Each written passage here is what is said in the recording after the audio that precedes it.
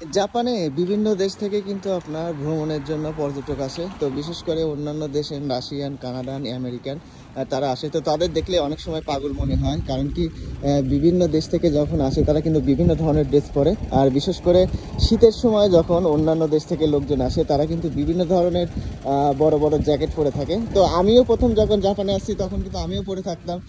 কারণ কি জাপানে এখন কিন্তু ডিগ্রি মাত্র 15 ডিগ্রি। তো জাপানে 7-8 ডিগ্রি পর্যন্ত আপনার স্বাভাবিক মনে হবে। যদি আপনি জাপানে 3-4 বছর স্টে করেন তখন কিন্তু এই শীতটা আপনার কাছে সেরকম কিছু মনে হবে না।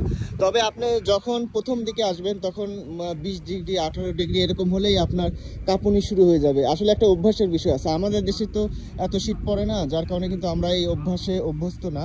যার কারণে জাপানে আসার পরেও আপনার এই অভ্যাসগুলো হতে একটু সময় লাগবে। আর বিশেষ করে যারা ভ্রমণে আসেন তারা কিন্তু হঠাৎ করে আসেন, কিছুদিন থাকেন, যার কারণে এই অভ্যাসগুলো তাদের মধ্যে থাকে না। তো এইভাবে কিন্তু জাপান লাইফ অনেকটা কষ্টের, আবার মানায় নিতে পারলে অনেকটা সহজ।